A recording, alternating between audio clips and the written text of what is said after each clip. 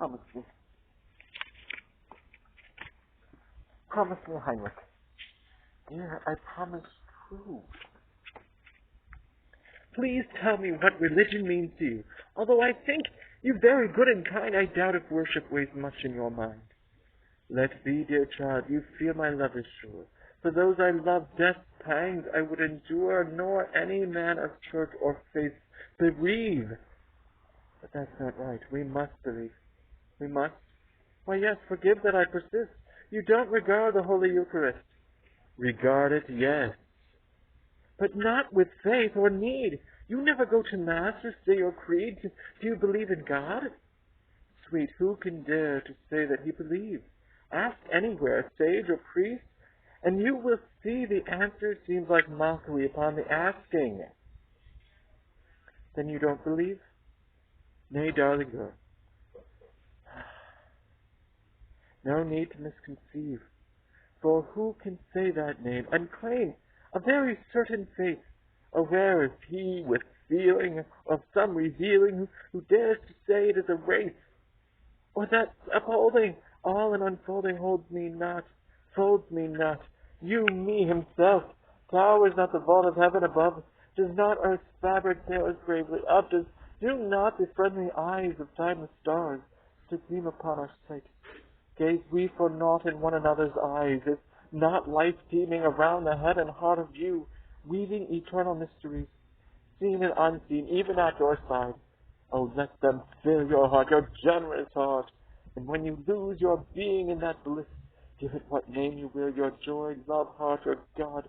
For me, I have no name to give it, feelings surely all, names are but noise and smoke obscuring heavenly light. All that is very good and right. Our pastor nearly says the same, only his words are somewhat different. Beneath the sun, from many hearts, the self-same cry is sent. Each has his way in speech. Then will you blame my offering as irreverence? What now I hear were well enough if I were reconciled, but something fails, and terribly I fear you have not Christ within. My child, alas, alas, it troubles me to see you in such company.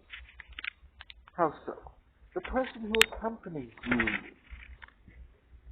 fills me with horror through and through. Nothing has chilled me since my life began as does the dreadful visage of this man. My gentle darling, have no fear. Nay, but my blood runs cold when he is near. I'm fond of people, wish them well. I long to see you more than I can tell. But sight of him is like an evil spell. What's more, I take him for a cheat. If I am wrong, God's pardon I entreat. To make a world strange fellows there must be. I wouldn't live in that man's company. There at my door, as soon as he stepped in, he looked around him with a mocking grin, a bitter wrath.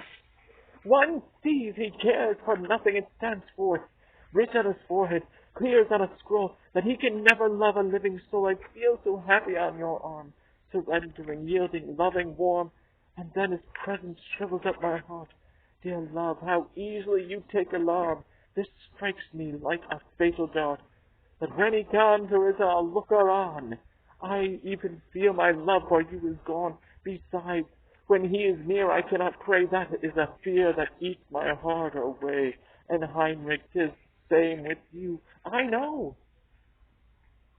That is a mere aversion. I must go.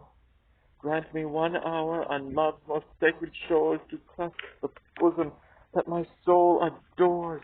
Lie heart to heart and merge my soul in yours. If only if I only slept alone. You should find open doors this very night, but mother sleeps so light. And if our secret love were known, that hour would surely be my last. Then, angel, all our cares are past. Here's a phial. In her cup 3 little drops you have to shake, and in softest dreams will seal her slumber up.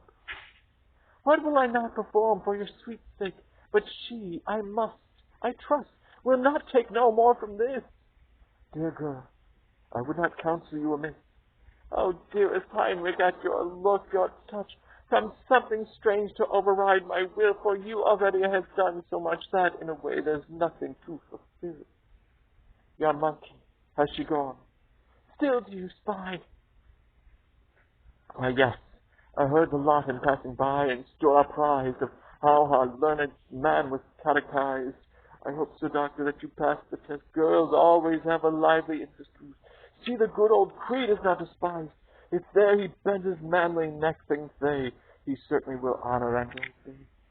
You, monster, have you then no eyes to see this true and loving soul grieve that her faith to her the whole assurance of the Spirit's living breath fails in her lover mind mid the shoal of doubts in which she sees him born to death? Dear supersensual sensualist, a flirt, a little damsel leads you by the nose, abortive spawn of fire and dirt. And what a gift is physiognomy she shows. My presence fills her with she knows not what. She scents a gin, no end of a bad lot, and in my jib she traces secret force, perhaps the very devil's intercourse. And now tonight, what's that to you? I have a bit of pleasure. I have my bit of pleasure in it too.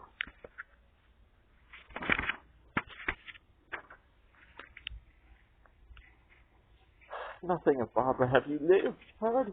Nay, not a word. You know I go out rarely. She's played the little fool, that bird, and Sybil tells me, fallen fairly, there's greeting for you. Why, a nice to-do. For when she eats and drinks, she's feeding too. Ah, well, in the end it served her right. For months she's hardly let him from her sight. What with her high-born canting, her promenades and gallivanting, always she had to be the first at fairs, at dances she must shine, courted with cakes and treated to wine, accepting his parents void of honor, not shamed to take so much upon her. And then all the billing and cooing they had, and all our little blossom is gone to the bad. The poor young thing. Is that all you say? When the likes of us were out spinning all day, our mothers keeping us strictly at night, while she and mother could take their delight on the bench and the porch or up the dark walk, nothing was counted too long for their talk. So let her repent now, the story is complete, and stand in the church in a sinner's white sheet. But surely he will take her as his wife, and play the simple fool, and on your life. He's others' love, a dashing lad, besides he's gone. But that is really bad. If she should get him, we will make her sad. The boys will snatch the garland from her head, and we will strew her door with chaff instead. What sounding things I used to say when some poor girl had gone astray. The sins of others to rebuff my tongue had never words enough. Black as it seemed, I blackened. No words seemed black enough to fit. I blessed my stars with airs so fine. Now the reproaches and sin are mine.